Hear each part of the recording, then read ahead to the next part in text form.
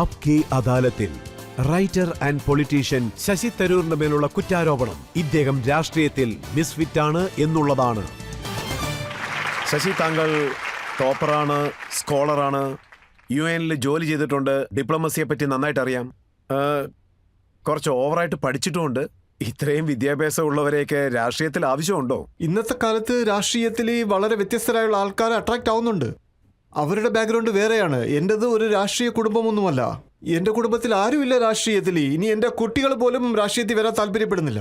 ഞാൻ ഒരേ ഒരു വ്യക്തിയാണ്. എനിക്കൊരു ചാൻസ് കിട്ടി. അപ്പം ഞാൻ വിചാരിച്ചു എൻ്റെ ജീവിതത്തിൽ എനിക്ക് I always wanted to make a difference. അപ്പൊ ഞാൻ വന്നത് ശരിക്കും ഒരു വ്യത്യസ്തത. ഞാൻ താങ്കളുടെ ഒരു സ്റ്റേറ്റ്മെന്റ് വായിച്ചിരുന്നു, എനിക്കിതിൽ ലാഭമൊന്നുമില്ല, കയ്യിൽ നിന്ന് കാശ് മാത്രമേ പോകുന്നുള്ളെന്ന്. അത് വളരെ ശരിയാണ്. കാര്യം എന്താണെന്ന് വെച്ച് കഴിഞ്ഞാൽ നിങ്ങൾ ഇതും കൂടെ മനസ്സിലാക്കേണ്ട കാര്യമുണ്ട്. നമ്മുടെ രാഷ്ട്രീയത്തിൽ ഒത്തിരി ആൾക്കാർ ഇപ്പോഴും ഉണ്ട്. രാഷ്ട്രീയത്തിൽ നിന്ന് പൈസ സമ്പാദിക്കാൻ ശ്രമിക്കുന്ന ആൾക്കാർ, നമ്മുടെ ഇൻഫ്ലുവൻസ് യൂസ് ചെയ്ത് മറ്റുള്ളവരിൽ നിന്ന് കാശ് സമ്പാദിക്കുന്ന ആൾക്കാർ. ഇങ്ങനെയുള്ള രാഷ്ട്രീയത്തിൽ എനിക്ക് തീരെ താല്പര്യമില്ല. ഞാൻ എൻ്റെ തന്നെ കാശ് കൊണ്ട് ഞാൻ ഒരു ഫൗണ്ടേഷൻ ഉണ്ടാക്കിയിട്ടുണ്ട് അങ്ങ് തിരുവനന്തപുരത്ത്. എൻ്റെ അടുത്തേക്ക് ജനങ്ങൾ വരാറുണ്ട് കഷ്ടപ്പാടുകളും കൊണ്ട്.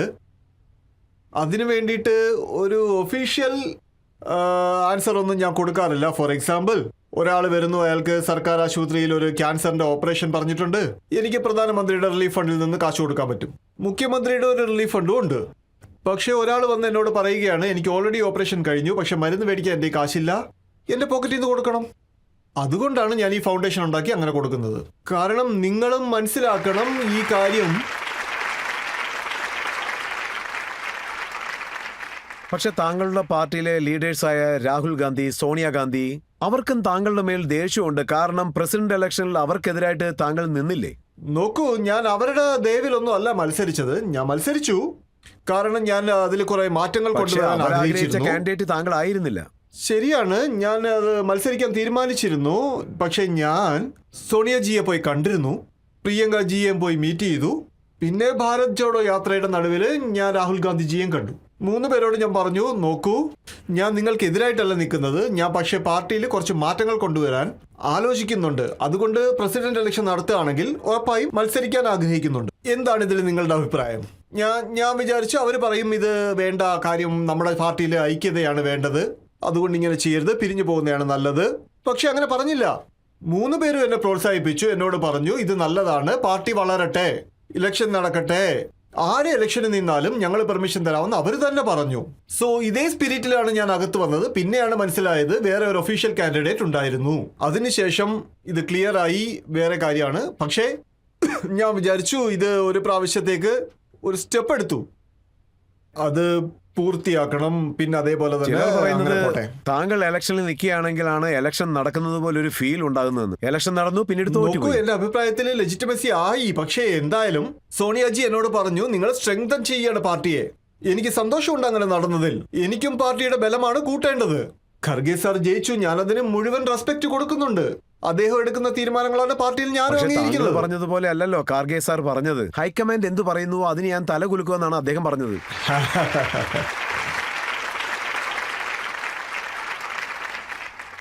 ഇത് ഹൈക്കമാൻഡിന്റെ വാക്കുകളാണ്. കുറച്ചു നാൾ മുമ്പ് എന്റെ അടുത്ത് വന്നിരുന്നു, കുറച്ച് വർഷങ്ങൾക്ക് മുമ്പ്. ഈ വാക്കുകൾ എവിടെ നിന്നാണ് വന്നത്? ഇതിഹാസങ്ങൾ പഠിച്ചപ്പോഴാണ് ഞാൻ ഇതിനെപ്പറ്റി മുമ്പ് കേട്ടത്. ശരിക്കും വേൾഡ് വാർ 2 മറ്റേ യുദ്ധം ഇല്ലേ, 2ാം ലോക മഹായുദ്ധം, അതിനകത്ത് ജർമ്മൻ ആർമിയിലെ ഹൈക്കമാൻഡ് ഉണ്ടായിരുന്നു. അറിയില്ല അതിൻ്റെ അകത്ത് നാരാ എടുത്തോണ്ടെന്ന് നമ്മുടെ കോൺഗ്രസ് പാർട്ടിയിലേക്ക് ഇട്ടെന്ന്. പക്ഷേ ഞങ്ങളും അത് നല്ല കാര്യമായിട്ട് ഉപയോഗിക്കാൻ തുടങ്ങി. പക്ഷേ ഇതാണ് ഹൈക്കമാൻഡ്. ഈ ഹൈക്കമാൻഡിനെ വിഷപ്പാമ്പെന്ന് വിളിക്കുന്നു, പ്രയോജനമില്ലാത്തവരെന്ന് പറയുന്നു, മരണത്തിന്റെ ഏജന്റ് എന്ന് വിളിക്കുന്നു. അവരോടൊപ്പം ഉള്ള താങ്കളുടെ ബന്ധം എത്രത്തോളം ഉണ്ടെന്ന് ഒരു ഫോട്ടോ ഞാൻ കാണിച്ചു തരാം. പ്രധാനമന്ത്രി എന്റെ കോൺസ്റ്റിറ്റ്യുവൻസിയിൽ വന്നതാണ്, തിരുവനന്തപുരം. ആ സമയത്താണ് കർണാടകയിൽ ഇലക്ഷൻ നടന്നുകൊണ്ടിരുന്നത്. താങ്കളുടെ പാർട്ടിയിലുള്ളവരെല്ലാവരും ചേർന്ന് PM-നെ അറ്റാക്ക് ചെയ്യുന്ന സമയമായിരുന്നു. ഞാൻ തന്നെ നേരിട്ട് പോയി പ്രചാരണം നടത്തിയിരുന്നു കർണാടകത്തില്. 3 ദിവസം ഞാൻ അവിടെ പോയി പ്രചാരണം നടത്തിയിട്ടാണ് വന്നത്. പക്ഷേ അതല്ല കാര്യം.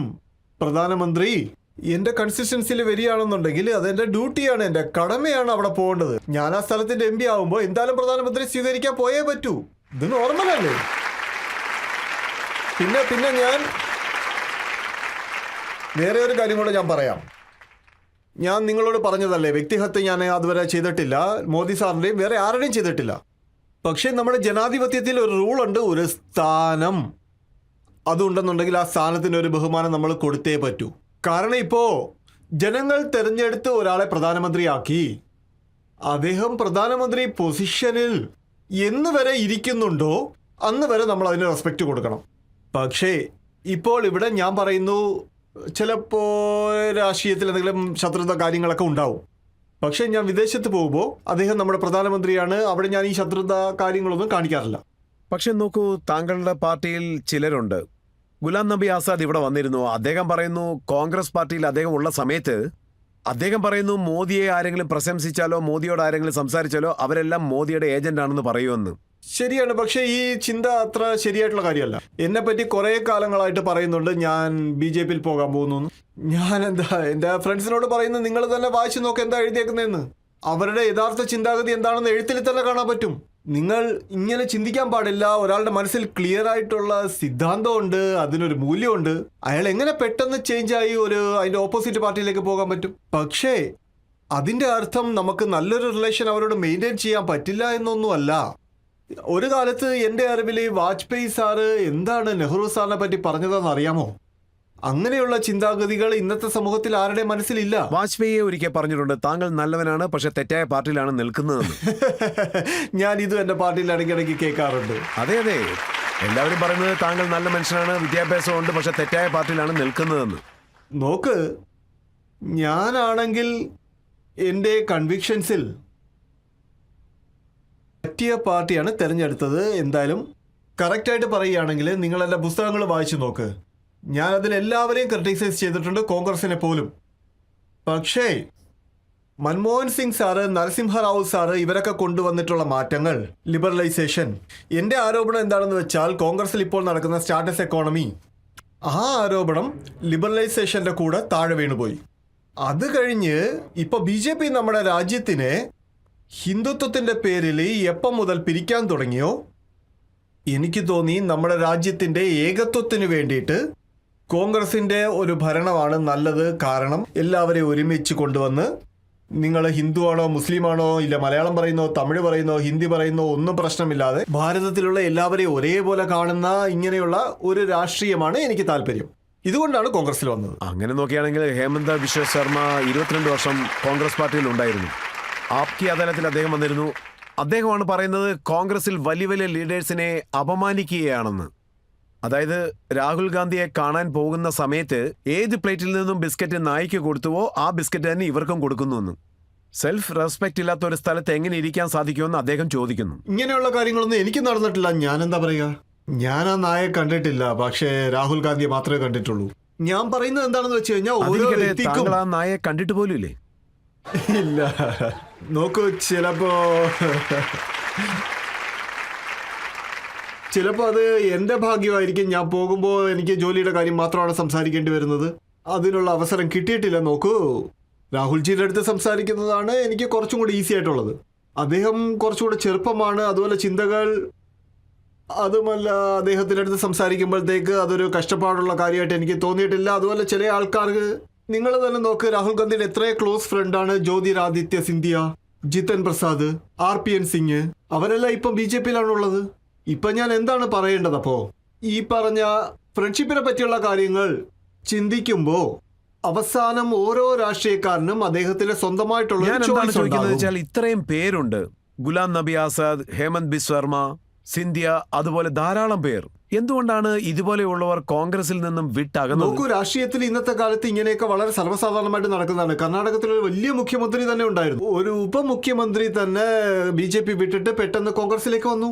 അങ്ങനെയൊക്കെ സംഭവിക്കാറുണ്ട്. ഞാൻ പറയുന്നത് നല്ല കാര്യമാണ്. ഞാൻ എന്താ പറയുന്നതെന്ന് വെച്ചാൽ, നിങ്ങൾ രാഷ്ട്രീയത്തിലാണെങ്കിൽ നിങ്ങൾക്കൊരു ചിന്തയുണ്ടാകണം, കൺവിക്ഷൻസ് ഉണ്ടാകണം, വിശ്വാസം ഉണ്ടാകണം, ചില സിദ്ധാന്തങ്ങൾ ഉണ്ടാകണം. അത് അങ്ങനെയാണ് രാഷ്ട്രീയത്തില്. ഞാൻ അറിഞ്ഞത് താങ്കൾ ഇപ്പോഴെല്ലാം കേരളം മൊത്തം ചുറ്റിക്കറങ്ങിയാണെന്നാണ്. ഞാൻ രാഷ്ട്രീയത്തിലേക്ക് വരാൻ ആഗ്രഹിച്ചപ്പോ ജനങ്ങൾ ചിന്തിച്ചത് എന്റെ നേറ്റീവ് പ്ലേസ് എന്താണ്. നിങ്ങൾക്കറിയാം, എന്റെ മാതാപിതാക്കൾ രണ്ടുപേരും കേരളത്തിൽ നിന്നാണ്.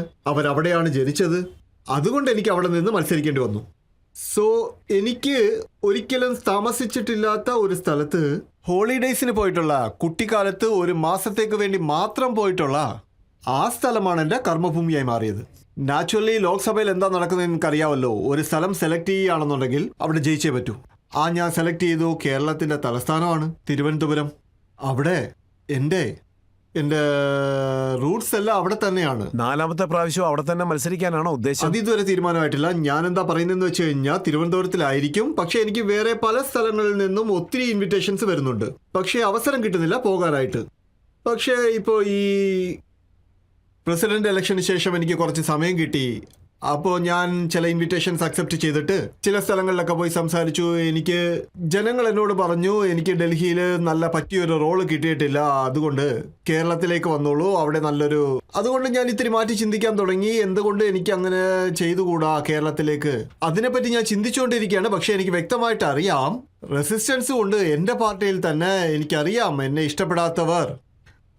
എനിക്ക് എൻ്റെ ഭാവിയെപ്പറ്റി ആലോചിക്കേണ്ടത് എൻ്റെ ആവശ്യമായി പോയില്ലേ?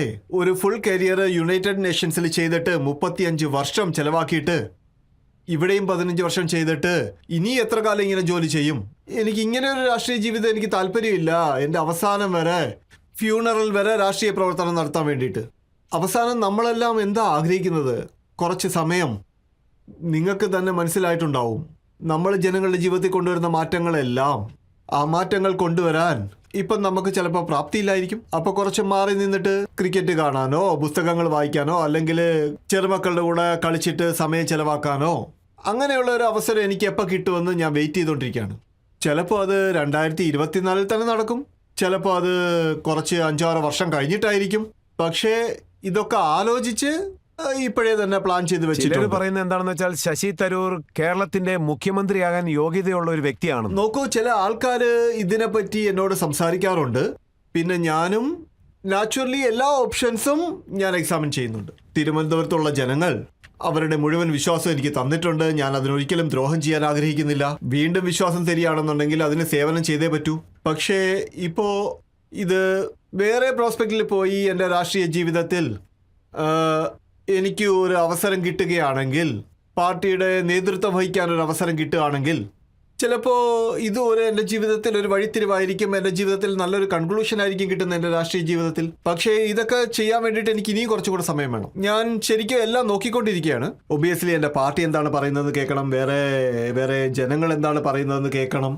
അതെല്ലാം കേട്ടിട്ട് ഞാനൊരു അഭിപ്രായം എടുക്കും. പക്ഷേ ഇപ്പൊ എനിക്ക് പ്രത്യേകിച്ച് തീരുമാനമെടുത്താൽ ആപ്കി അദാലത്തിൽ ഞാൻ വീണ്ടും വിളിക്കും. അതിനെന്താ?